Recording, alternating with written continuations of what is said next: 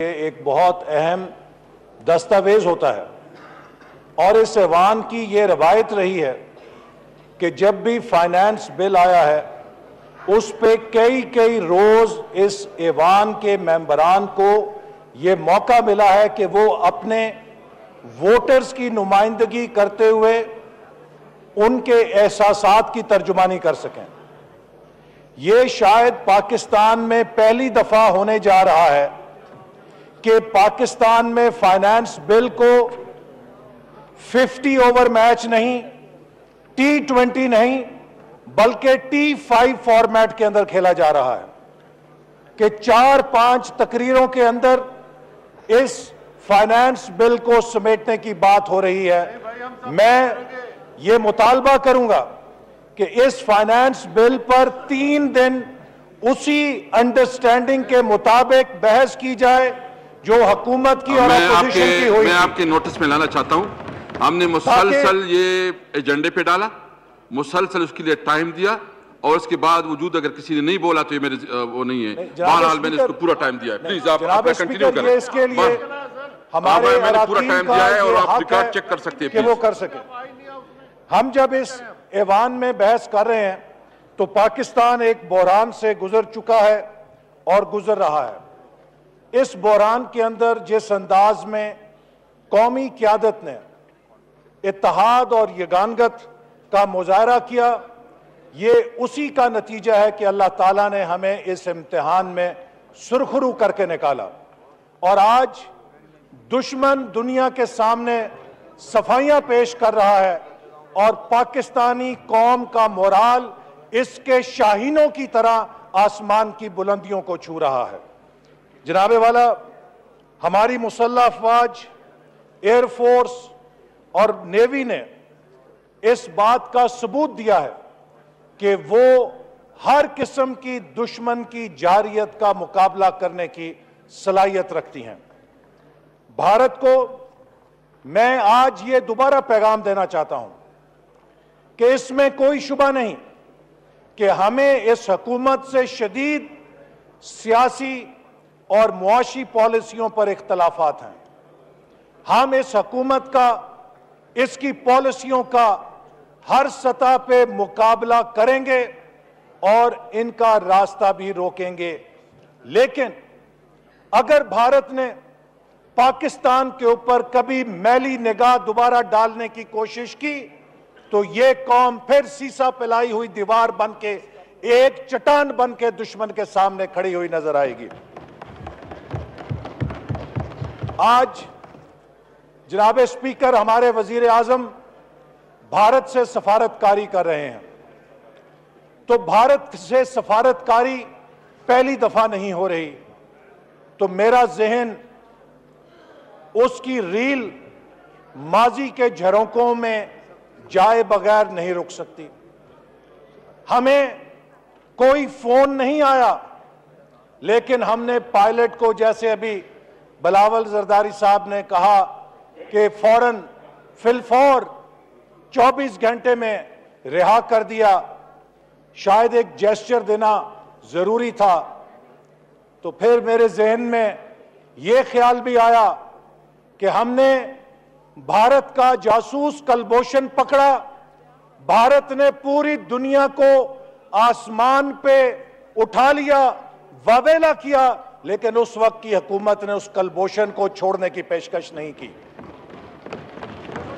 और फिर मुझे यह भी ख्याल आया कि एक वो वक्त था कि इस मुल्क का वजीर आजम नवाज शरीफ, उसने भारत के वजीर आजम वाजपेयी को पाकिस्तान में बुलाया और वजीर आजम भारत ने मीनारे पाकिस्तान पे खड़े होकर तकरीर की कि आज सुबह जब मैं निकलने लगा तो मेरे साथियों ने कहा कि आपको मालूम है आप कहां जा रहे हैं, चूंकि मीनारे पाकिस्तान की एक मानवियत है। तो वाजपेयी साहब ने कहा कि मैंने उन्हें बोला कि पाकिस्तान एक हकीकत बन चुका है और हमें इसे तस्लीम करके इसके साथ रहना है।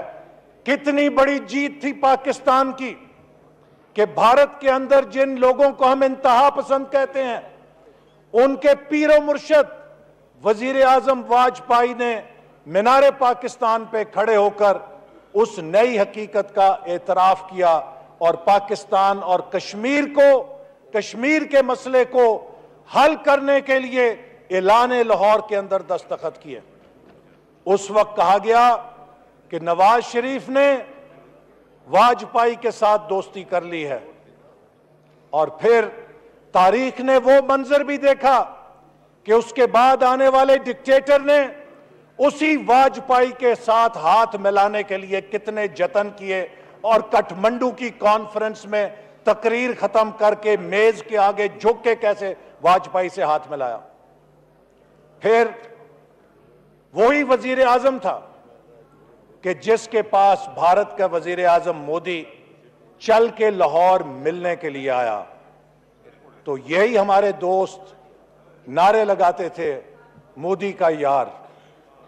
और आज वही मोदी जब हमारे वजीर आजम की बेबसी देख के मुझे यहां पे दिल किया कि मैं फट पड़ूं कि एक न्यूक्लियर कंट्री का वजीर आजम इस ऐवान के अंदर खड़ा होकर कहता है कि मैं भारत के वजीर आजम को फोन कर रहा हूं, और वो उठाता नहीं है, वो फोन नहीं सुन रहा।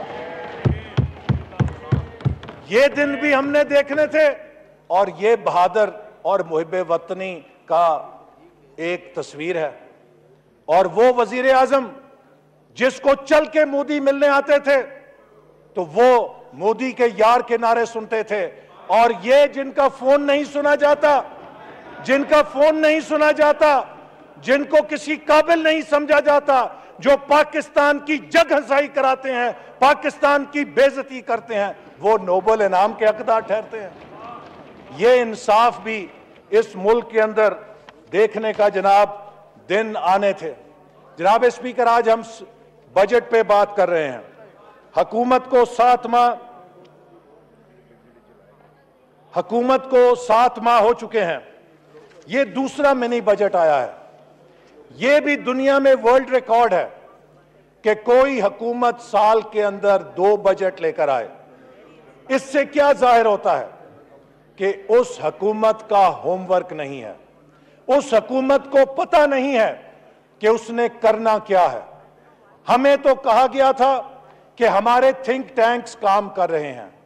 कौम को तो यह सौदा बेचा गया था कि हमारे पास दुनिया की बेहतरीन टीम बैठी हुई है, हमने पाकिस्तान के हर मसले का हल तलाश कर लिया है, हमें किसी तरह चाहे चोर दरवाजे से आने दो, और फिर देखना पाकिस्तान में किस तरह डॉलरों की और टैक्सों की बारिश होगी, सब मसले हल हो जाएंगे। तो फिर वजीर आजम जो तकरीर फरमाते हैं, इंतखाबात के बाद जो तकरीर फरमाते हैं, उस तकरीर की भी पासदारी नहीं रखते, और 1 महीने के अंदर अंदर वो इकदामात उठाने शुरू कर देते हैं जो उन्होंने पीएम सिलेक्ट होने के बाद तकरीर में निशानदेही की थी। वो कहते हैं मैं किसी से मांगने नहीं जाऊंगा, और वो मांगने के एक बैनुल अक़वामी सर्किट पे कशकोल लेकर निकल जाते हैं। वो कहते हैं मैं IMF के सामने कतन जाके नहीं बैठूंगा, और फिर हमारी तारीख ये भी देखती है कि पाकिस्तान का वजीर आजम पहली दफा IMF के मैनेजिंग डायरेक्टर के सामने 2 जानू बैठ के वहां पे कर्जे की भीख भी मांगता है, जो आज तक वजीर खजाना से ऊपर किसी ने कर्जा नहीं मांगा था। तो ये चीजें नो क्रॉस टॉक प्लीज। आप कर लें बात, अगर no cross talk please, no cross तो जनाब स्पीकर, आज इससे ये बात पता लगती है कि इस हुकूमत के पास 2 बजट देने का मतलब यह है कि कोई होमवर्क नहीं था।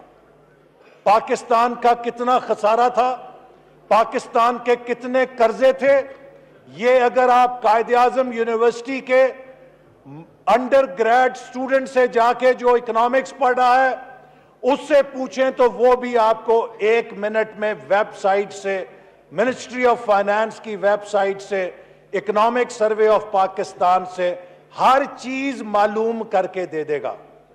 आपकी ये मंतक कि हमें तो हुकूमत में आके पता चला कितने कर्जे हैं, हमें तो हुकूमत में आके पता चला कितना खसारा है। ये एक प्राइमरी स्कूल के बच्चे की दलील तो हो सकती है, ये एक सियासी जमात की दलील नहीं हो सकती जो ये दावा करती हो कि उसने नया पाकिस्तान बनाया, क्योंकि ये तमाम चीजें। ये आपका जो प्राइमरी बच्चा है इसको मैं एक्सपंज करता हूँ जी, एक्सपंज करता हूँ क्योंकि ये मुनासिब नहीं है। नहीं, मैंने प्राइमरी का बच्चा गैर पार्लिमानी लफ्ज कैसा है? जी जी नहीं जनाब स्पीकर, आई इंसिस्ट, प्राइमरी का बच्चा गैर पार्लिमानी लफ्ज। अपनी बात करें जी, प्राइमरी का तालिब इल्म कर दें, चले बात करें जी। प्राइमरी का तालिब इल्म तो मंजूर है आपको?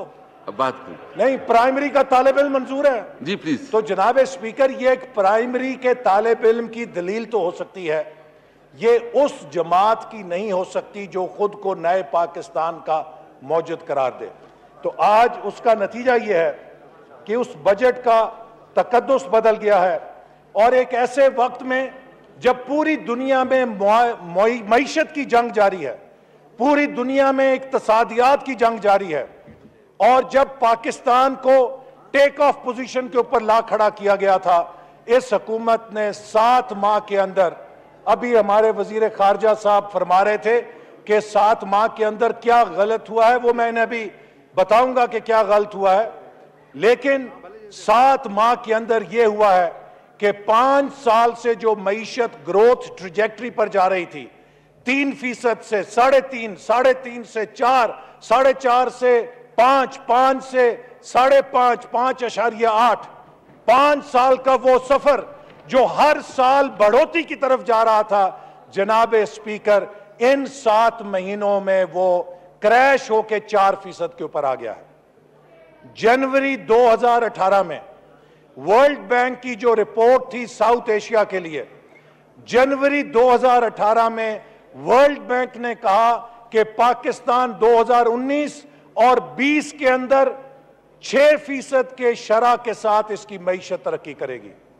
अब यह मुझे ना कोई बताए कि वर्ल्ड बैंक के अंदर माहिर मईशत नहीं बैठे। वर्ल्ड बैंक को हमारे खसारे का जनवरी 18 में नहीं पता था, वर्ल्ड बैंक को हमारे कर्जों का नहीं पता था। जनाब स्पीकर, मईशत चलती है 2 चीजों से, एक होती है मईशत का स्ट्रक्चर और दूसरी चीज होती है मईशत का सेंटीमेंट। हमने 5 सालों में मईशत के स्ट्रक्चर को भी ठीक किया और मईशत के सेंटीमेंट को भी ठीक किया, और मुझे यह कहने में बड़ी खुशी है कि सीपैक का मंसूबा पाकिस्तान के लिए गेम चेंजर बना, और सीपैक की इन्वेस्टमेंट ने पूरी दुनिया को पाकिस्तान की तरफ मुतवज्जे किया। पाकिस्तान की तरफ इन्वेस्टर्स की लाइनें लगने लगी, शुरू हुई, और फिर जब उस सीपैक की बुनियाद रखनी थी, जब उस कौमी दोस्त की पाकिस्तान में आमद होनी थी, जो चीन का सदर है, जो पाकिस्तान का सबसे गहरा दोस्त है, तो मुझे यह बताने की जरूरत नहीं कि हमारी तमाम मिन्नतों के बावजूद 5 दिन के लिए डी चौक खाली करने से इनकार किया गया और चीन के सदर को पाकिस्तान का दौरा मुलतवी करना पड़ा। आज की ये ऑपोजिशन उस किरदार की हामिल नहीं है। जब यहां पर फैजाबाद के अंदर धरने दिए गए, हमारे वजीर खारजा साहब फरमाते हैं नेशनल एक्शन प्लान पे अमल दरामद की बात करते हैं, वो इंतहा पसंद ग्रोह जो पाकिस्तान की पूरी दुनिया के अंदर इमेज को मुतासर कर रहे थे, तो ये हमारे ट्रेजरी बेंचेस पे बैठे हुए लोग उन फैजाबाद धरनों के अंदर ना सिर्फ शरीक थे, उनको खाने दे रहे थे, बल्कि उनको उकसाने के अंदर अपना किरदार अदा कर रहे थे। और हमने कोई ऐसा किरदार अदा नहीं किया। जब इस हुकूमत को चैलेंज आया तो अपोजिशन ने कहा कि आप इंतहा पसंदी से निपटें, इसके ऊपर अपोजिशन सियासत नहीं करेगी। जब हिंदुस्तान का बहरान आया, हमने चीन के सदर वाला जो इनका कारनामा था वो नहीं किया। हमने कहा अपोजिशन आपके साथ खड़े होगी, क्योंकि पाकिस्तान के साथ किसी को कोई इख्तलाफ नहीं हो सकता। तो जनाबे स्पीकर, वर्ल्ड बैंक हमें कह रहा था हम 6% से 19 और 20 में ग्रो करेंगे। उनके पास दुनिया के बेहतरीन दिमाग हैं, माहिर मईशत हैं, उनको हमारी मईशत का जो डेटा मालूम है वो मिनिस्ट्री ऑफ फाइनेंस के पास शायद आज भी वो डेटा नहीं होगा, लेकिन वो सेंटिमेंट मौजूद था। जो सबसे बड़ा नुकसान पाकिस्तान का पिछले 1.5 साल के अंदर किया गया है, उस साजिश ने किया है जो नवाज शरीफ साहब को निकालने के लिए की गई, जिसमें ये हुकूमत के लोग पेश थे कि उस मार्केट सेंटिमेंट को ज़मीन बोस कर दिया जिसने पाकिस्तान को दुनिया की इन्वेस्टर्स की जन्नत बनाया था और पूरी दुनिया को अपनी तरफ मुतवज्जे किया था।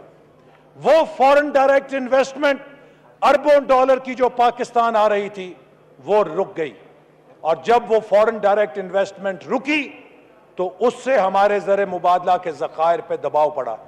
जो हमारी इंपोर्ट्स थी उनमें इजाफा इसलिए हुआ कि हमारी इकॉनमी 3% से तरक्की करके 6% पे चली गई। उनमें इजाफा इसलिए हुआ कि जब आप ग्रोथ में जाते हैं तो कंजम्पशन होती है, जब कंजम्पशन होती है तो डिमांड पैदा होती है और फिर इंपोर्ट्स भी आती हैं। जब बिजली आई, बंद कारखाने चले तो रॉ मटेरियल की इंपोर्ट शुरू हुई, उससे इंपोर्ट के अंदर दबाव पैदा आया।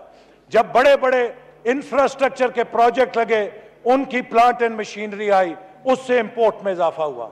तो हमारी इंपोर्ट्स में जो इजाफा हुआ था वो कोई कंज्यूमर इंपोर्ट्स नहीं थी, वो प्रोडक्टिव इंपोर्ट्स थी, और हमने उस इंपोर्ट के दबाव का मुकाबला करना था फॉरेन डायरेक्ट इन्वेस्टमेंट के उन अरबों डॉलर से जिस सरमायाकारी को उस साजिश ने, जब नवाज शरीफ साहब को बरतरफ किया गया और इस मुल्क के अंदर पनामा ड्रामा खेला गया, उसने उस सेंटिमेंट को खराब कर दिया।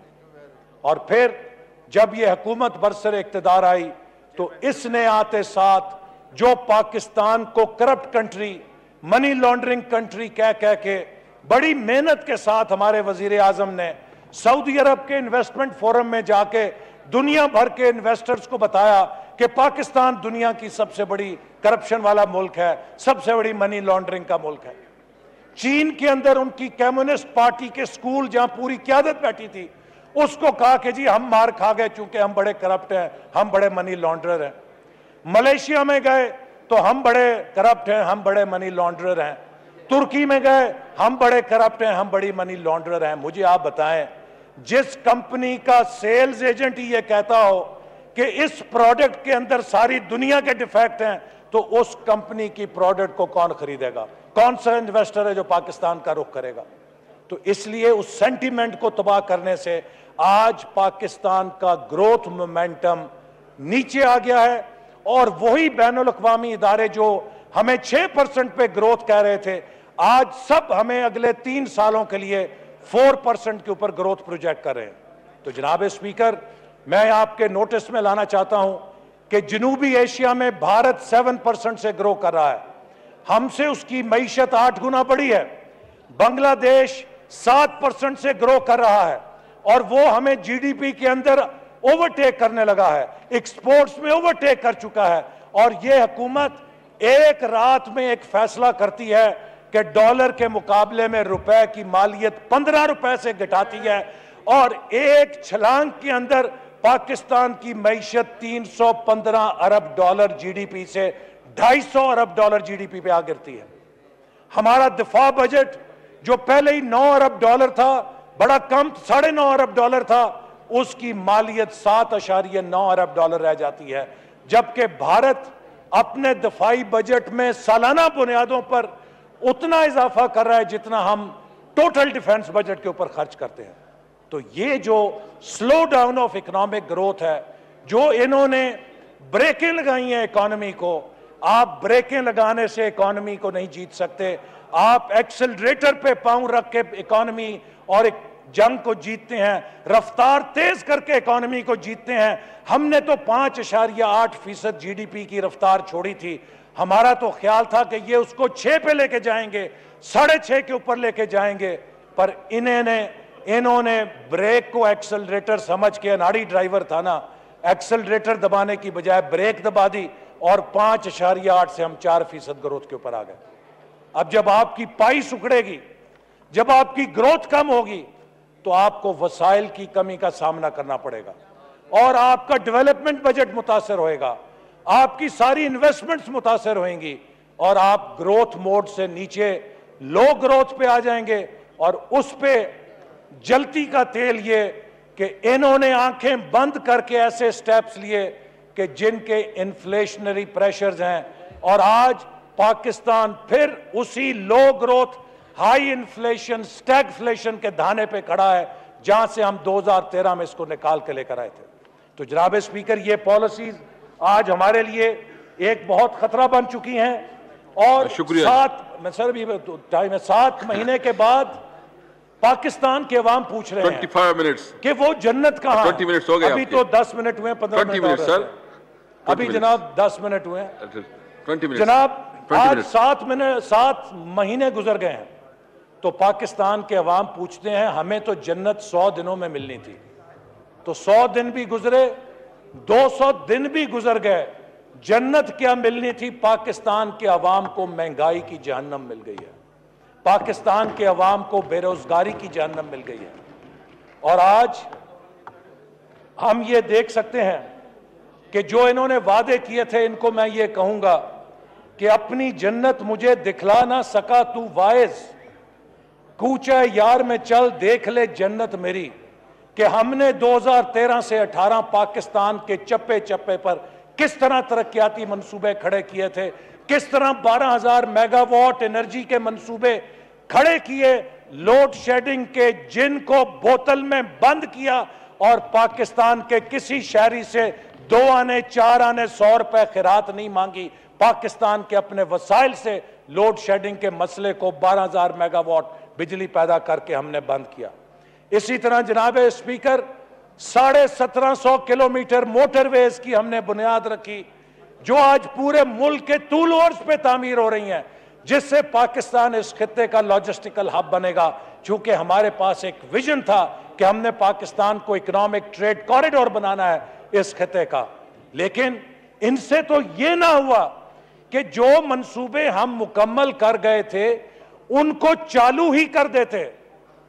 लाहौर मुल्तान मोटरवे मंसूबा 6 महीने से तैयार पड़ा है, लोग उस पे आजमाइशी ड्राइव्स कर रहे हैं, लेकिन अवाम के लिए ये उसे खोल नहीं सकते, क्योंकि इनको शायद खोलने का तजुर्बा भी नहीं है मंसूबों को। तो इसलिए यही नहीं है, बेशुमार और मंसूबे हैं। सक्खर और हैदराबाद का मंसूबा मोटरवे का, जिसकी लैंड एक्विजिशन के पैसे बजट के अंदर डाले गए थे, उसकी तामीर का टेंडर अखबारों में जा चुका था, आज तक उस मंसूबे के ऊपर एक ईंट नहीं लग सकी। चूंकि कराची से हैदराबाद हमने मोटरवे मुकम्मल की, मुल्तान सक्खर इस साल मुकम्मल होगी, और लाहौर मुल्तान मुकम्मल हो गई है, और लाहौर से पेशावर तक पहले मुकम्मल है। तो ये मुल्तान सक्खर मिसिंग लिंक को हमने 2 सालों में तामीर करना था, लेकिन ये भी ये नहीं कर सके कि उस पे काम शुरू करते। तो जनाब स्पीकर, नहीं अभी तो वार्म अप है, अभी तो शुरू किया है। माशाल्लाह, बस आपने थोड़ी सी इजाजत है।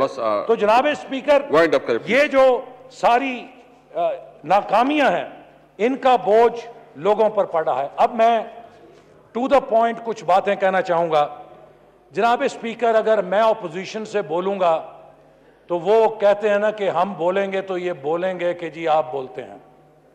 मैं सिर्फ ये स्टेट बैंक ऑफ पाकिस्तान की रिपोर्ट है, first quarterly report, the state of Pakistan economy, ये हमारी मुल्क की मईशत के लिए एक मुस्तनद दस्तावेज है, चूंकि ये सरकारी बैंक की दस्तावेज है। इसके कुछ इक्तबासात आपको पढ़ के सुनाना चाहूंगा ताकि ऐवान को पता चले कि स्टेट ऑफ इकोनॉमी क्या है। Large scale manufacturing contracted for the first time in over 7 years. 7 सालों के अंदर जो बड़ी सनतें हैं उनकी कॉन्ट्रैक्शन हुई फ्रॉम 9.9% टू 1.7%। इसका क्या मतलब है कि जनाब स्पीकर, हमारी इंडस्ट्रियल प्रोडक्शन बढ़ने की बजाय उसमें कमी वाक़या हो रही है। Agriculture sector also under performed, और उसके लिए उन्होंने कहा कि खाद की कीमत में जो इजाफा हुआ है उसने किसानों पे बोझ डाला, और हमारे मुल्क में किसान ने खाद का कम इस्तेमाल किया, जिसकी सबसे बड़ी मिसाल यह है कि पिछली हुकूमत पुराने पाकिस्तान में डीएपी की बोरी 2400 रुपए की मिलती थी और नए पाकिस्तान के अंदर वो 4000 रुपए से ज्यादा हो गई। पुराने पाकिस्तान में यूरिया की बोरी 1400 रुपए की मिलती थी और नए पाकिस्तान के अंदर वो 2000 रुपए से 2200 रुपए पे पहुंच चुकी है। इसी तरह इस स्टेट बैंक की रिपोर्ट में लिखा पीएसडीपी ड्रॉप्ड बाय 45.5%, यानी कि जो हमारा तरक्याती बजट है 45.5% उसमें कमी वाक़या हुई है। जनाब स्पीकर, मैं ये पढ़कर बहुत खौफजदा हुआ, तो मैं फिर प्लानिंग कमीशन की वेबसाइट के ऊपर गया तो मैंने कहा मैं देखूं। कौमी असम्बली का इजलास जारी है जहां मुख्तलिफ सियासी रहनुमा इजहार ख्याल कर रहे हैं। एहसन इकबाल का इजहार ख्याल है पाकिस्तान में फाइनेंस बिल को T5 फॉर्मेट के अंदाज में धकेला जा रहा है, इस पर 3 दिन बहस की जाए। पाकिस्तान एक बहरान से गुजर रहा है और गुजर चुका है। अल्लाह ने हमें एक मुश्किल वक्त से बाहर निकाला है। हमारी मुसल्लह अफवाज ने इस बात का सबूत दिया कि वह हर किस्म की जारियत का मुकाबला करने की सलाहियत रखती हैं। हमें हुकूमत से बहुत सी शिकायत हैं, लेकिन अगर भारत ने इस मुल्क पर नजर डालने की कोशिश की तो ये कौम सीसा पलाई दीवार बन जाएगी।